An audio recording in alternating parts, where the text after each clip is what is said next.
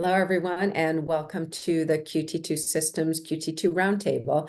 Our topic for today is running for a cause, and our guests today are from Team in Training, the Leukemia and Lymphoma Society. We have Adam Sechrist, Shirley May, and Amanda Monteiro. Welcome, everyone. Hey. Hi.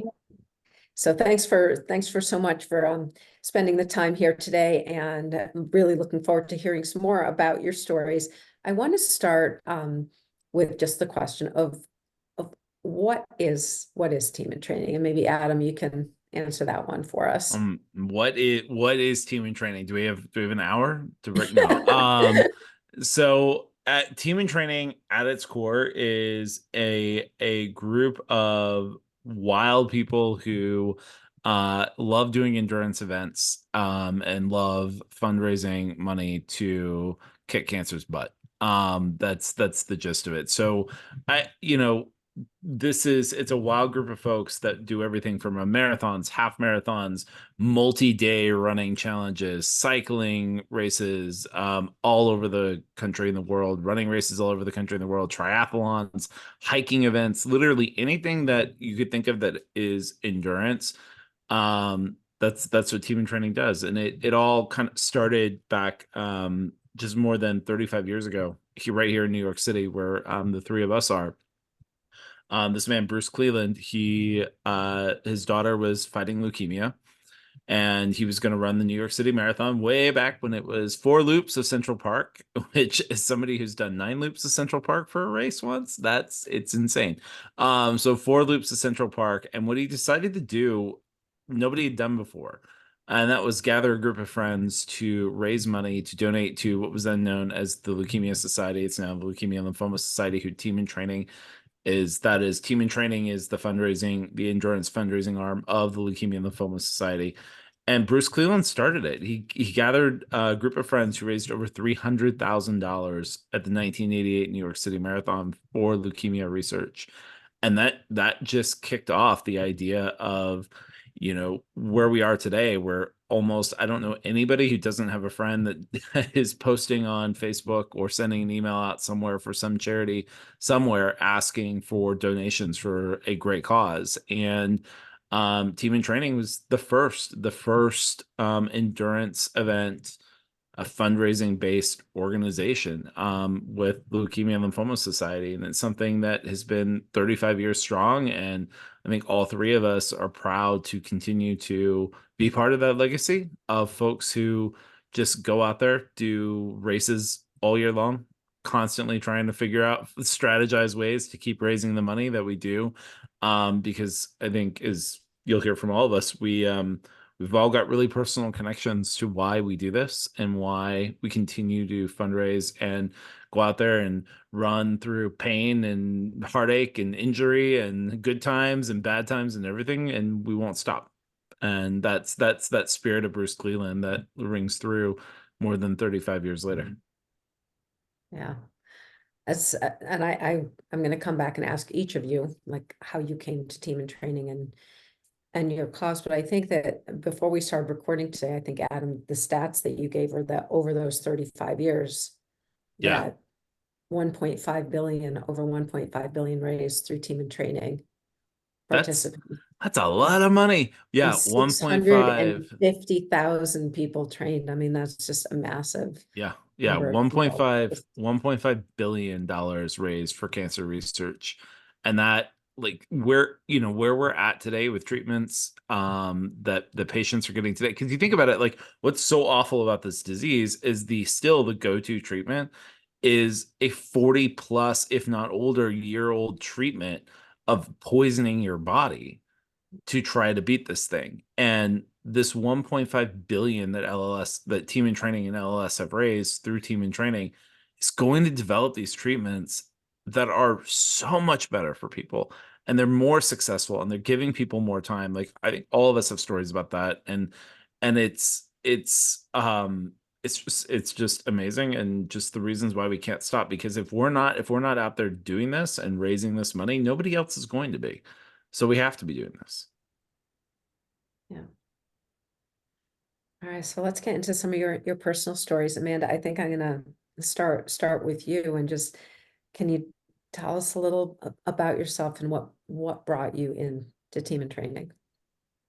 Sure. I mean, I was certainly no runner a half years ago. I probably followed whatever workout fad that existed at the time. I think Soul Cycle was the one for me. Um, but that all changed. You know, fall of 2017, I was a first time mom. And I remember when my daughter was born, thinking about all the things I wanted to protect her from, and just kind of living my best life at the same time. The problem is cancer was never on that list. And at 14 months old, when she should have been nothing but future, she had a fever. And after 3 days, ended up in critical condition and was ultimately diagnosed with one of the deadliest forms of childhood cancer, which is called acute myeloid leukemia. After 6 months going through treatment in the hospital, she succumbed to her disease. And coincidentally, I was pregnant, and I was 9 months pregnant when she came to the end of her life, and I went into labor and delivered her little sister 11 hours later. Now, 3 years before this all took place, my twin sister had participated in a campaign with a team in training called Moms in Training for new moms looking to make connections. And she had raised money for other kids with cancer.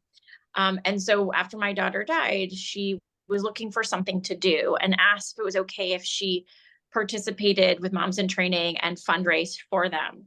I then also joined her. So I ran my first 10K 9 weeks postpartum, 9 weeks after I said goodbye to my daughter.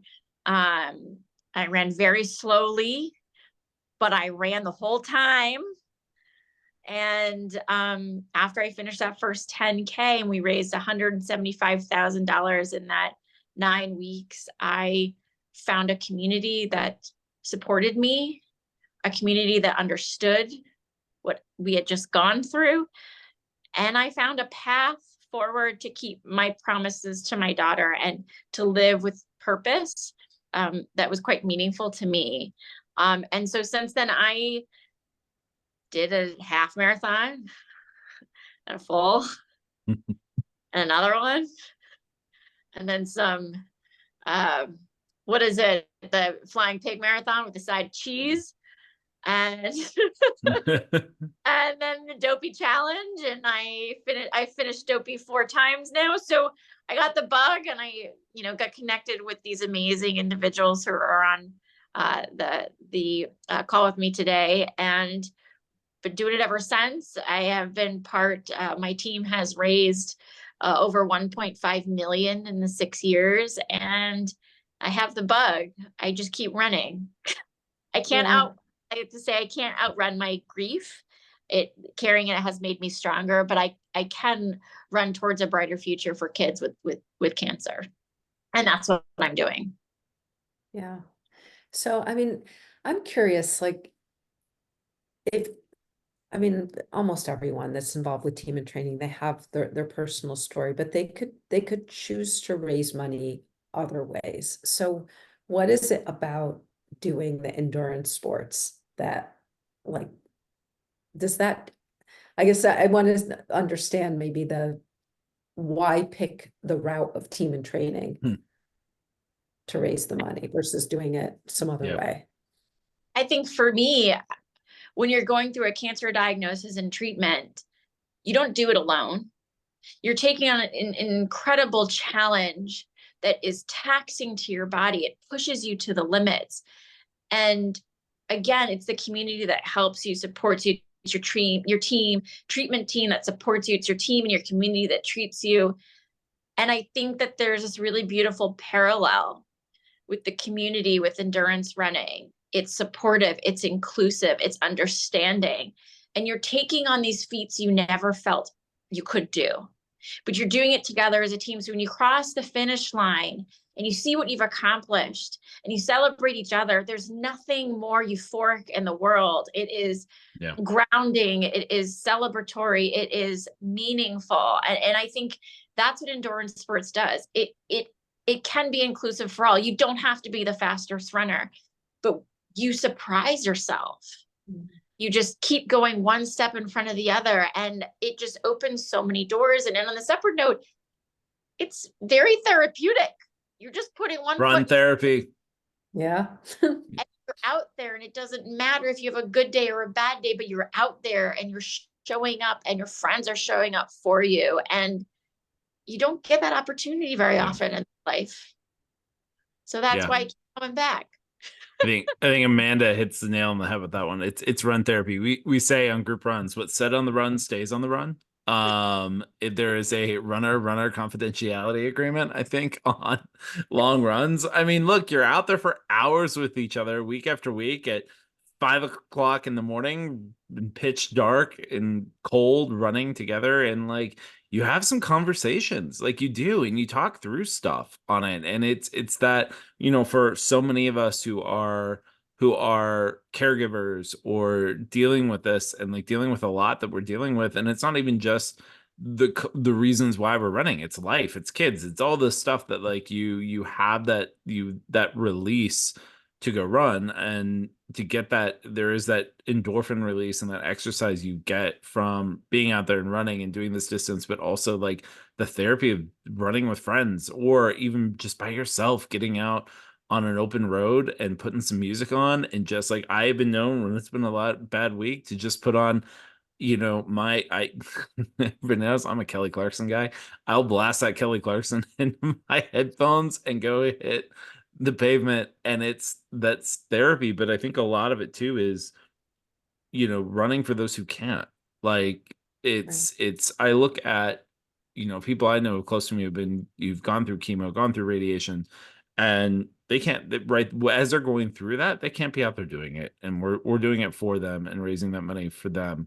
And then I'm even inspired by, like, I just think about it, like, then the like cancer patients who are out there running these races. At the New York City half marathon last weekend, I lost it a little bit when I saw this woman who had on her shirt that she's got stage 4 something cancer, and she's going through treatments, and she still went out and did the New York City half marathon. She like kind of had her story on her shirt, and that break that like, if they're doing that, we can do that, and we can raise the money too while we're doing it. Yeah, I completely agree with Adam. I think like another amazing part about running with team in training particularly is like we value mission moments a lot. So like we usually start our runs with a mission moment where a teammate can share why they're running. So I've heard like Amanda's stories, I've heard Adam's stories, and like for even like Adam was saying with New York City half, we had like a shakeout run before the race day, and this woman, Carrie, came to talk about like she was running in honor of her dad, and he was there like proudly filming her the whole time while she was sharing her mission moment. So it's like we have these stories that we keep top of mind as we're running. And then I also feel like sometimes we go more in depth while we're running with each other, and we talk more about life and like what everyone's going through, to the point of like sometimes I feel like we see almost like I don't know if it's the right word, but to say like the ugliest sides of each other, because we cry together, we like we're like gross and sweaty, but then we still like respect each other so much in spite of all of that. So it is like very therapeutic. Shirley, can you share what your mission moment? Yeah. So I started as an intern in 2017. After graduating from school, I was just determined to work for an organization with a mission that I could believe in. So I first became interested in LS because my college roommate, who is still one of my best friends to this day, she donated her bone marrow to save her little sister's life when they were younger. And then after my internship, this woman named Stacy, she hired me to join her team and work full-time for LLS. And Stacy is a lymphoma survivor, and she has run so many races with team in training. She even coaches for our Moms in Training program that Amanda talked about. So she inspired me to try team in training. And I remember like I think there was, during that year, they were struggling to fill up the spots for San Diego half marathon in 2018. So then I just felt like, oh, this is my opportunity to like, get show my boss that I was willing to go above and beyond. So I signed up for that race. I had never ever run or done anything athletic in my whole entire life. But then through that, like I met so many people like Amanda and Adam, and their stories have become like inspiration for me to keep working and fundraising at LLS. I think like I met Amanda pretty early on when I first started. So after hearing her story, I couldn't help but also like start joining her team and fundraising with her. I remember like I think I did my first dopey challenge at Disney and finishing it just telling myself and everyone else like one and done, never again. But then the moment Amanda says she might consider it, I was like, actually, I'll join your team. And now it's been like 5 dopey challenges and another next year. yeah, we're already talking about next year. For those who don't know what the dopey challenge is, 5K, 10K, half marathon, full marathon. Yes. Right? Yeah, 48.6 miles. Yes, you got to be dopey to do it. Yeah, right. Mm-hmm. So yeah, like I mean, I feel like I just now like can't stop signing up for races. Like I just did my 22nd race with the New York City half that we had this weekend. And in more 22nd race with team in training. I've done a few other races with like other stuff too.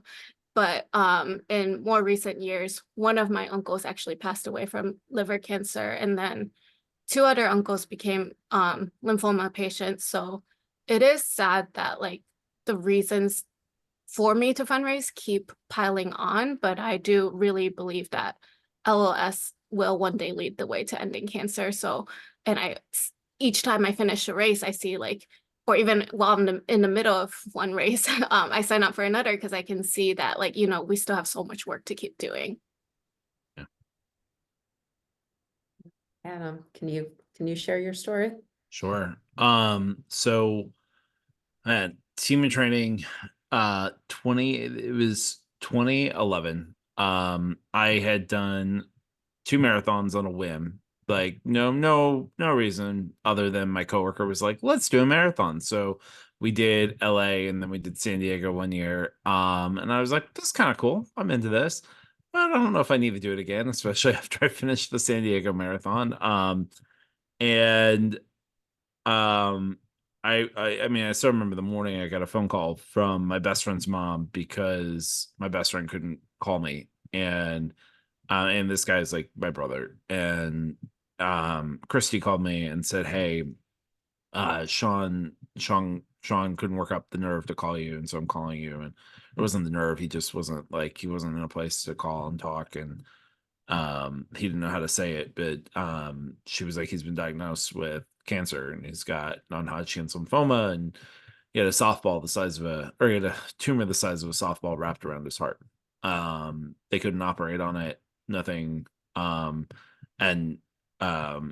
So she said to me, hey, I found this group, Team in Training, in Dallas where she lives, and she's like, I'm going to start this thing called Team Sean. We'll do it for him. We'll raise money because that's about all we can do. So I signed up for the New York City Marathon with Team in Training in New York. My first Team in Training event. We raised a lot of money in support of Sean's fight. And, he, through chemo and radiation and the great doctors at Memorial Sloan Kettering in New York, cancer was gone. Like, they zapped the living daylights out of that tumor that was around his heart, never had to have the surgery on it. And it's gone. The cancer's, and it's stayed gone since then. So, that was my entry into Team in Training. And through the years, I continued to run for him and fundraise for him and his story. And, the fact that because of money that's been raised and support he got from LLS and everything else, he's now he's got 2 beautiful kids, right? He and his wife are healthy, happy. They've got their 2 kids and they've got their family. That there was a moment there we thought we were going to lose Sean, and that wouldn't have been possible. So, that was my story as to why I was with Team in Training for a long time. And I ran multiple races with them every year since that 2011 New York City Marathon. Made friends that are friends to this day, friends that I met in that year were in my wedding. Like they became that good of friends that when I got married years later, they were there and in my wedding. It's a close knit group of runners that we're all kind of bonded by these close connections to something so awful too. And I think that's why we've all become really close friends and good friends and have stayed friends for all these years, because we're all experiencing in our own way, experiencing a pretty impossible trauma to actually think about and experience when you have a loved one going through something like cancer. And so team in training brings those people together, but it also brings people together who are just like looking for a bib to get into a race, but then they come in and they listen to these stories and they're connected because they're your friends now, and they're connected and they feel that, and it brings people into that community. And so I stayed with it. I was a mentor. We used to have a really strong mentorship program in New York where we would help folks fundraise and new people to the program and everything else. And then our old head coach in New York, Christine, asked me to be a coach one season. And so I started coaching. Learned so much from her. Like, she was the glue of the New York City chapter with team in training for a very long time. Learned everything I know about running coaching, I learned from her. And we did multiple seasons, and then I was coaching here in New York, and then the pandemic happened, and coaching went away because running went away. Like, we couldn't go run together in person because nobody could be, within 6 feet of each other. So I moved out to California. I coached out there with team in training virtually, came back to New York and was asked to head coach New York City half and full for team in training. While all this was going on, my mom, about 5.5 years ago, was diagnosed with a really rare liver cancer. And we were told it would be a year. If we were lucky, we'd have a year left with her. But after a surgery, and thanks to a drug that was developed for leukemia patients and a lot of the fundraising that we've done over the years, the $1.5 billion, part of that went to the development of a drug that blocked the mutation that was causing my mom's cancer. Same mutation a lot of leukemia patients had. She had an carcinoma, and it kept my mom healthy for several years where she shouldn't have been, and almost like the cancer wasn't there because the drug was keeping it all at bay. Unfortunately, cancer is really smart and really nasty, and it outsmarted the drugs. But then there was a new drug, that like a 2.0 version of that drug, that LLS had helped fund the research behind, and that worked for quite a few months. And then unfortunately, cancer outsmarted that, and now we're at the point where with mom, there's no more treatments available, and so she's just being kept comfortable and happy as she can be, and keeping the pain under control. But we wouldn't have had all these years had people like Amanda and Shirley, myself, and the countless others who've fundraised for team in training not done this. And so, this is why I stick around, why I keep coaching, why I'll keep coming back year in after year to coach and also be a teammate for races. Because without this, we wouldn't have had the last 5 years with my mom. And so that, to me, is why I do this, and why I'll continue to do this. It started with my best friend, and now it's my mom. And yeah, there's no other words to say. It's why we do it. It's why we do it. It's so personal. So, I mean, this is, Teresa, Amanda, I want to come back to you. You said that your team raised over 1.5 million. So how do you do that? How do you ask people for money? How do you get money? Like, what are some of the strategies that you use? It's different every year. I think to be a serial fundraiser, you have to like continually evolve. I think a lot of it has to do with building your community, like, connecting with people, having them join you, finding like-minded people, and then also being creative. I mean, you have your outright asks, which I know I'm going to outright ask. You have your social media, you have your letter writing, and then you have, in the past, we've done events. During COVID, we did a virtual gala, auctions, happy hours. A critical piece is corporate matching gifts. Okay. So finding a creative way to stockpile cash donations and then have a friend that has a corporate match, especially on Giving Tuesday when that match triples, and donate on that day. Nothing So- better than getting your company to give over the extra cash that they've got to a good cause.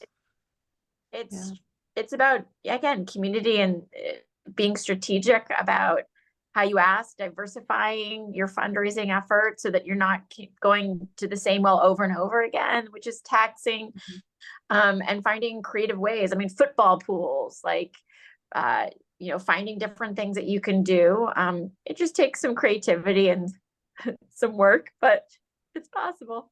I was just gonna say, I think it's also about finding those different stories that inspire you too. Like for me, my thing had always been about fundraising for Sean and fundraising for my mom. But then, a few years ago, I met Amanda. When I joined Amanda and Shirley on Amanda's Team Child this year, like, being a father myself, like the wanting to raise money on behalf of the Dare to Dream project this last year and again next year is so important to me. As I've got a little toddler at home, and I think about Amanda's story all the time. I mean, Amanda's story stuck with me from years ago when I first met her at a practice where we did these things called mission group training sessions. I was going to call it the acronym, but nobody knew. And she told her story, and like that to me, I think it's also finding those other reasons to why we do this. And when you share that story, I share that story, and my personal reason why I'm choosing to fundraise on behalf of Dare to Dream this year, right? And then you share that story, and people whom you maybe gone to before in years past to keep doing this serial fundraising, as Amanda called it, which is a good term. They hear a different story, and they also then understand like that money is touching so many other people. So maybe they are more willing to give another $100 this year or something like that, because you've opened their eyes to another important reason why we're raising this money. Right. Yeah, and I do think like a part of it is also just being vulnerable. Like, Adam and Amanda both being vulnerable and sharing their stories. Like if you're willing to share your story, I think more people can feel you genuinely care about the mission and want to fundraise for it. So then they want to help and donate. And same with like the matching gifts. I feel like when someone knows that their company is able to match, they might even be more willing to, donate a little more, because knowing that their donation the impact will be doubled and everything. So it's just like a matter of like, I feel like doing your research and like, reaching out to people one-on-one, but then also catering to, whatever fits to whoever you're talking to. Yeah. I think like it's sometimes like the social media doing the mass outreach does work for some people. It might work a little bit, but it's more of like taking that time to share specific moments and reaching out to specific people and like making sure that they know that you're reaching out to them for the purpose of like you believe that they believe in what you're doing. I'm only laughing because I just thought of like, that idea that like, I'm sure I get in my head, I'm sure you all do too. I'm curious if you all get this in your head when you're like, here I am posting about another event I'm doing. If people are like, oh no, there goes Adam again. He wants to do another race. So he wants to do a race at Disney World and wants us to pay for it, blah, blah, blah. And I'm like, honestly, no, I don't want to do this. I don't want to wake up at 5 a.m. on Saturday morning. It's my one morning when I don't have to wake up. And do I really want to be out running 18 miles at 5 o'clock on Saturday morning? No, but I can't not do it because cancer is still a thing. And that is why I do it. It's not because I do think we all love the feeling of, 41 miles in on a highway in Orlando trying to get back to Epcot. No, it sucks. Like, there's no way to put about it. But then you remember why I'm actually doing this, right? And why I'm out there doing this, why I work so hard to raise that money. And why I can't, I can't stop, won't stop, and not going to until cancer's not here. So I will be that, 80-year-old man stumbling through some 5K somewhere, because that's probably all a doctor will let me do by then, but I'll still be doing it because cancer is still here, unless somehow it's gone by the time I hope it's gone by the time we're all 80. Good Lord. I don't know. But we're And- not. When you see our posts, we're not out there just wanting to run another race. It's not true. But that does bring up the point is that, I mean, these are endurance sports. You're doing half marathons, multi-day challenges, century rides. I mean, long hikes. You can't do that without training, right? I mean, Right. at some point you do have to get, like it or not, you need to get up at 5 a.m. and run in the rain or through the snow or, long days on the Yep. treadmill, So, I mean, Adam, as a coach, maybe you can talk a little bit about what that, like when someone comes into team and training, what does the coaching look like now? Yeah. Yeah. So, team and training's evolved as kind of the world's evolved, and we've created with you all, Reem and your team, we've created a training program that is accessible for everybody. And when I mean that, it is accessible to everybody it's inclusive of all skill levels. It's everybody from, we have folks, I mean, we walked to the finish line. Again, this is the second race in a row in New York City where I've walked to the finish line with this guy, Joel. And he is, I even talked about him on the stage at Disney World, talking about coaching these events. And like, Joel is the poster person for team and training and who we are. The fact that he can do this and walk an entire race and fundraise this money, and he's going to do it. And he's going to keep doing this until his legs fall out from underneath him. And then I think he would probably like army crawl an entire marathon if he had to get it done. Like, so it is all skill levels, but it's people, but you have to commit to train because you don't want to hurt yourself. So we, Reem, you are the master at putting together all these crazy training programs that everybody uses and utilizes that we coach off of. And, it's encouraging folks to really stick to that training program because we want everybody to have a good race day. We don't want you to be at mile 18, 19, 20 of a marathon and in pain. We want you at mile 18, 19, 20 smiling for the cameras as you're running by them, right? We want you happy and enjoying the experience, but you got to buy in. You're fundraising, but you also have to buy in on the training. And so I think it's an amazing thing. My favorite thing to do is get together with a group of folks who are training and chase them up hills on hill repeats, right? Like Shirley knows about me chasing and Amanda about me chasing them up hills, right? So it's what she's like, no, but that the coaching part of it is being there to help people. We have folks who've never run. They don't know what a good running form is. They show up and they've never run more than 100 feet, right? If that. And so it's giving them the skills that they need to be able to accomplish their goals. And if they raise that money, we're going to get them across that finish line. And that's how I look at it. And it's also a mental thing too, giving them that mental support that they know that they trained, they can believe in their training and know that they're going to, even when it's feeling gritty and it's gross and it's disgusting and you don't want to do it anymore, you've trained, you've done that, you've put in the time and the work and you followed that training program that again is built for all skills, all abilities, right? And you've put in that work, and that's not just running, it's cycling, it's hiking, it's tries, it's all those events. And I think that's what's so amazing about team and training is the inclusivity of it. I think there's a lot of other endurance training groups out there that are very focused on like the elites, the uber fast people, the super fast people, right? And then other people feel like they don't have a place. Guess what? You can run a marathon. It doesn't matter if you can barely walk a mile right now. You will follow a training program and you will cross that finish line. And it's one of the greatest things as a coach is to be out there on a race day and just jump in with folks in purple and jump in with them and give them that extra push, tell them they're doing great, they look great, give them that confidence as they are driving to that finish line and help get them there. And it's inspiring for me to see everybody we jump in with, people who have been on the New York City Marathon course for 7+ hours just to get through it and get it done, and to be out there with them and helping them get to that finish line and make sure they do get there. That's why we do it, because it takes a team, and that's why it's team and training, because it takes a whole team to do it. Yeah, I mean, so although the model is more virtual now than it had been historically, there's still personal support. And I think Yeah, Shirley, I always look at your posts like every week and your runs, and they always make me smile. Like they just, I love, maybe you can talk a little about the New York and the local group and, you know, how you guys get together. Shirley is our local social media manager for all things. Yes. You're very Yeah. good at it. Yeah, and like we are very fortunate that we you know, we have a whole community of New York City team and training teammates, alumni, even friends who don't fundraise. Like anyone is welcome to join this, like just join us and run together. And we usually do 2 times a week.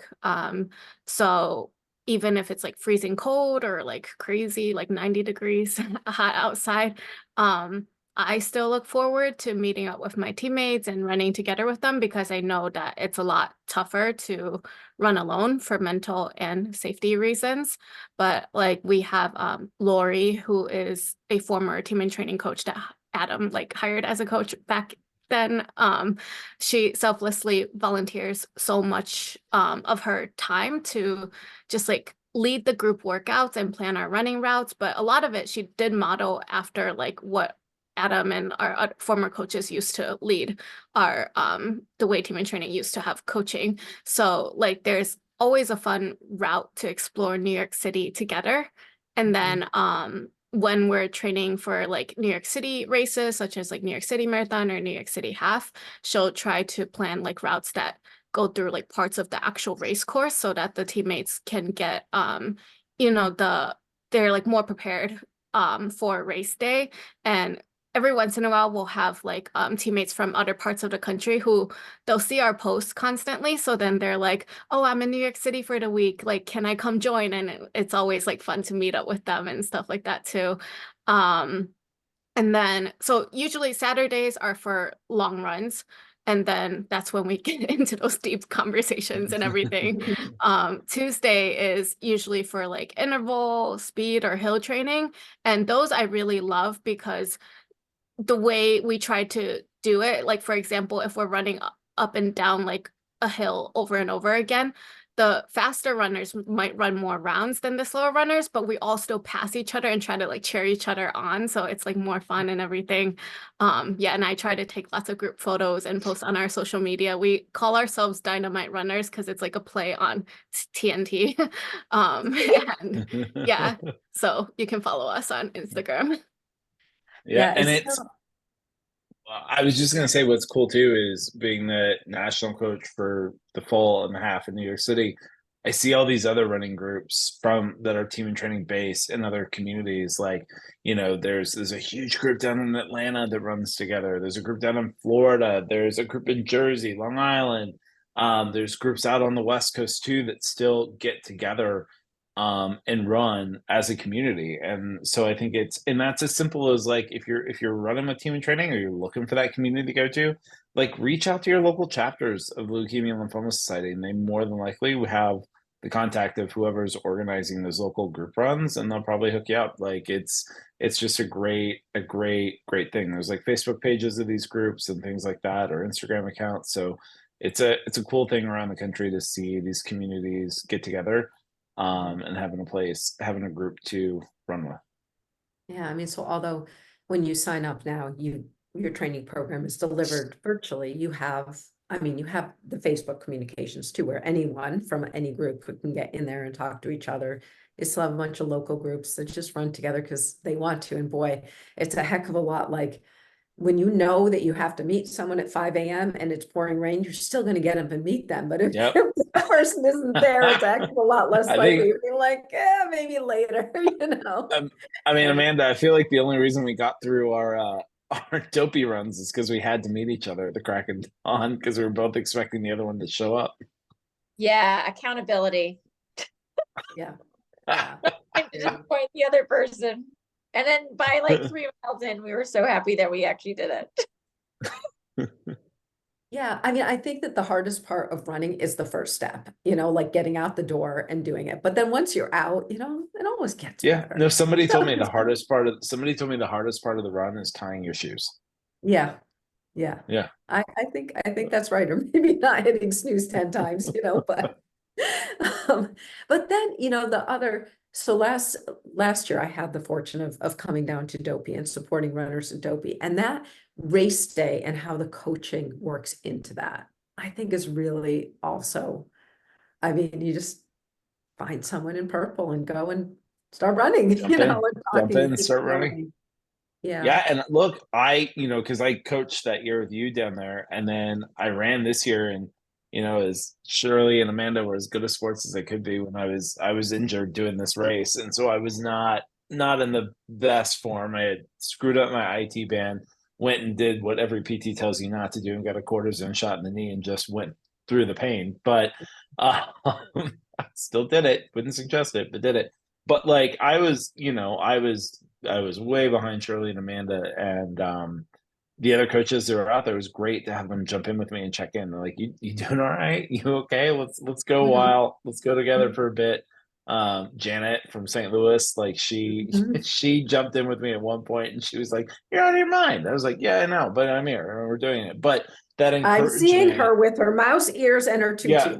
now, right? Yep. But that encouragement from those coaches on the course, and then when it was scripts reversed and I hop in, like it was amazing to hop in with Shirley just last weekend and with the New York City half and run Shirley up a big hill towards the end of it.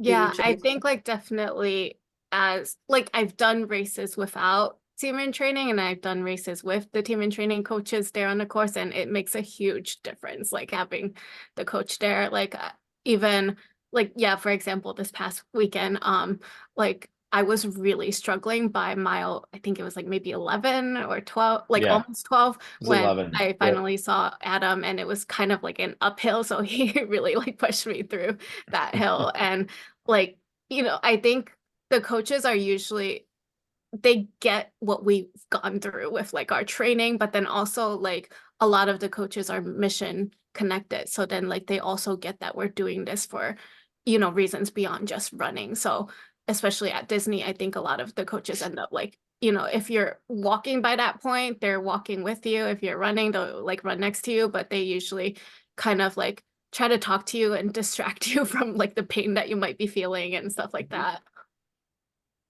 Yeah. Just get the biofreeze, guys. Like, and it gets rid of all the pain. All right, so I want to know, you guys have all done so many events. I want to know from each of you, what's your most memorable event? Amanda, how about you go first? I think my most memorable event was my very first marathon, which was the New York City Marathon in 2019. As much as I love Disney, because it's my go-to event, I love all of them, but it was really special because one, it was my first.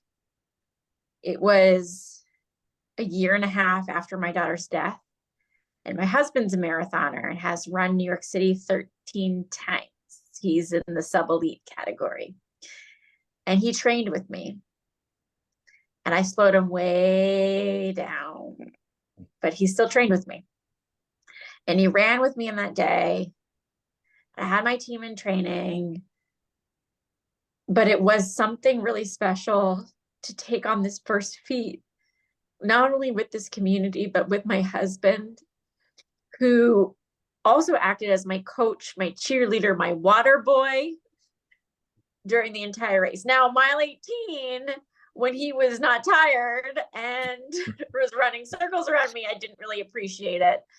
But crossing that finish line with him, knowing that I accomplished this and forever, this was an achievement that could never be taken away. That I had done something I never entertained. And although I did it because of what we went through and because I was searching for meaning and purpose, it was truly, truly a gift, and it has forever changed my life. And so that's why it will always remain the most memorable experience, because I did something I never thought I could do. And despite tragedy, something really incredible happened for me. So, and I did it with my husband and my team.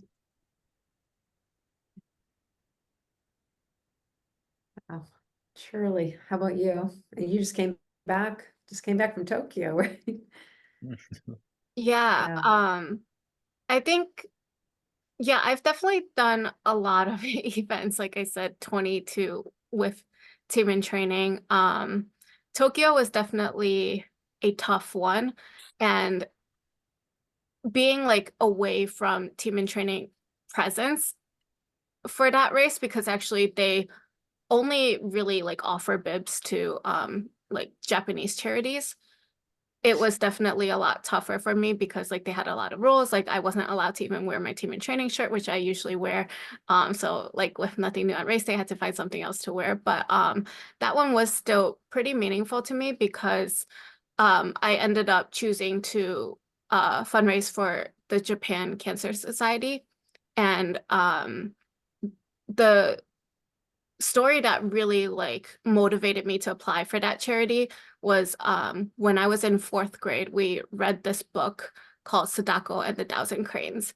And so it's about this little girl from World War II who she somehow miraculously survived the atomic bomb, and then later on ended up getting leukemia as a side effect from the bomb. And then she heard this like Japanese legend where if you fold 1,000 paper origami cranes, your wish will come true. So she wished for like world peace and health.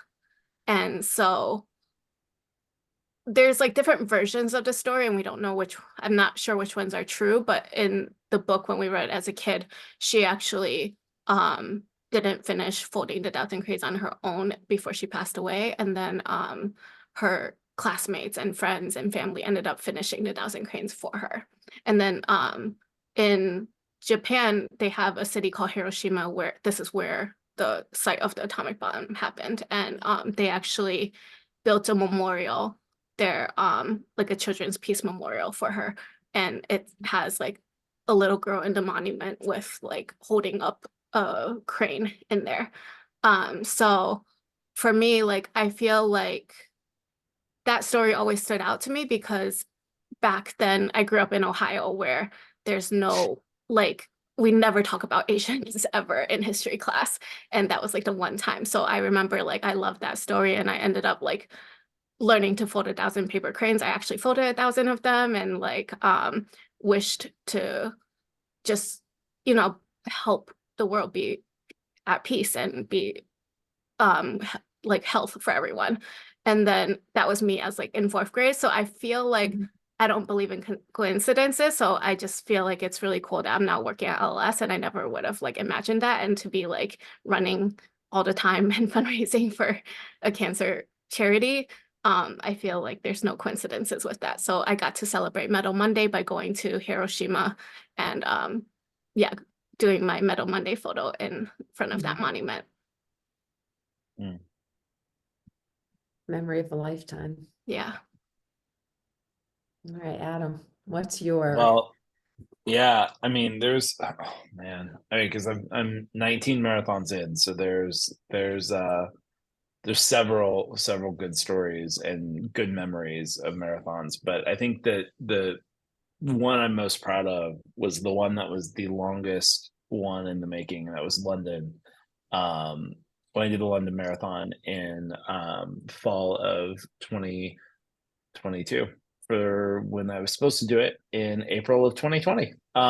So I had, my mom was diagnosed back in 2018.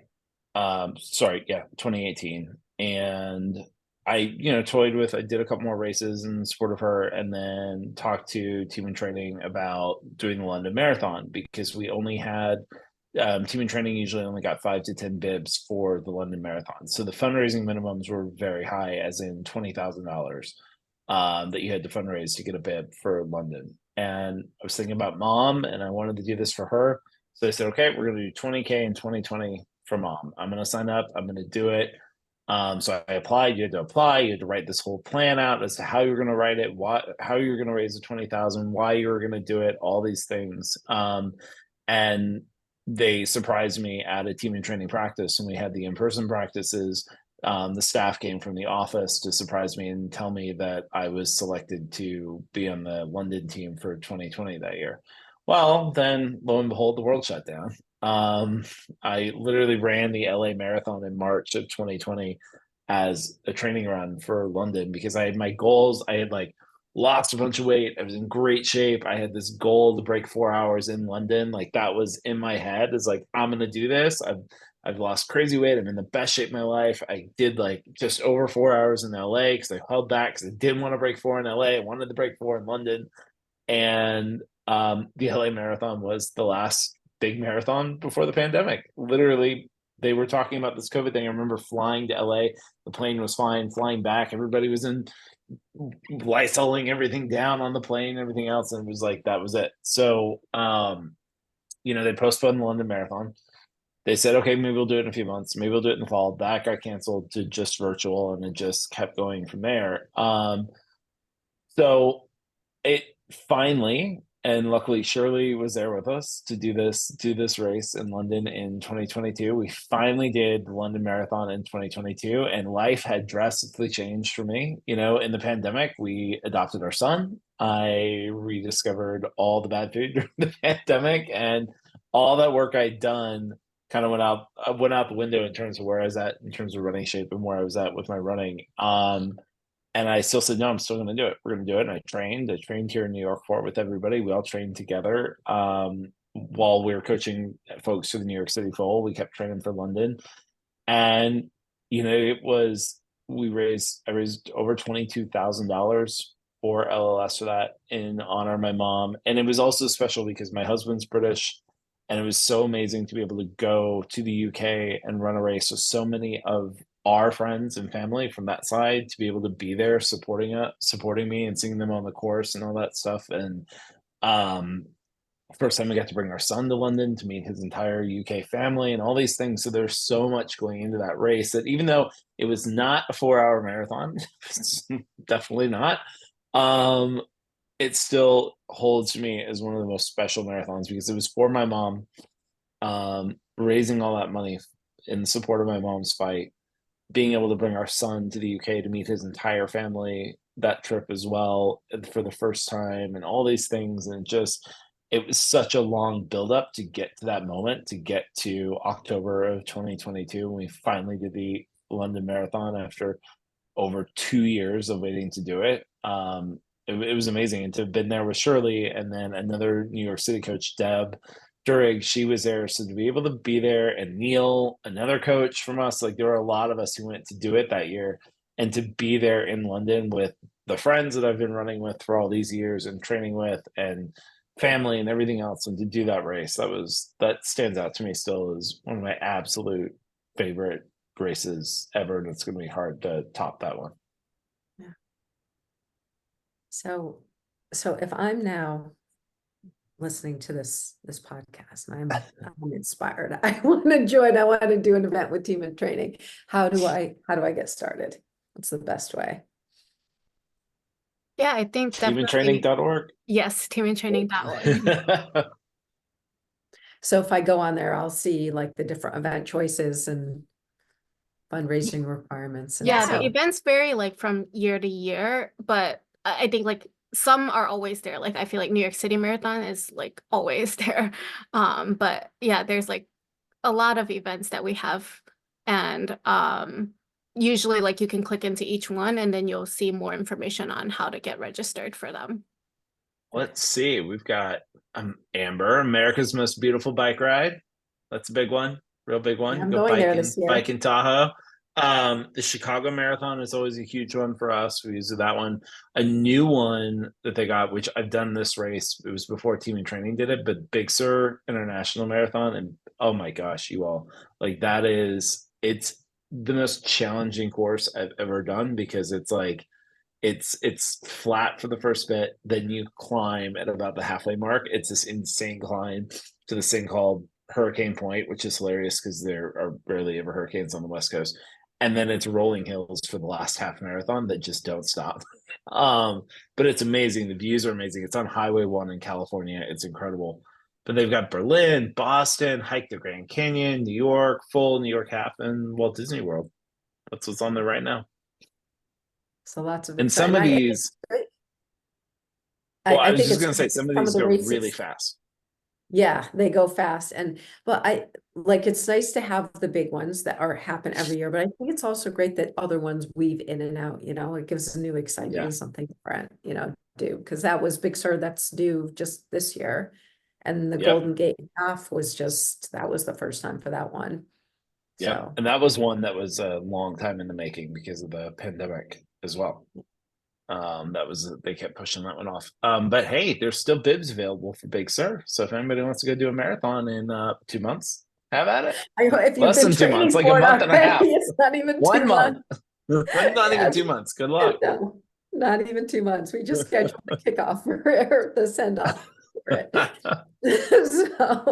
So TNT.org if you want to learn anything more. And thank you so much, Amanda, Adam, Shirley. This was just wonderful. I really appreciate you coming on and telling your stories and sharing everything. And I know inspiring people along the way every day, because you run because you have to, and because other people can. And that's just, it's awesome.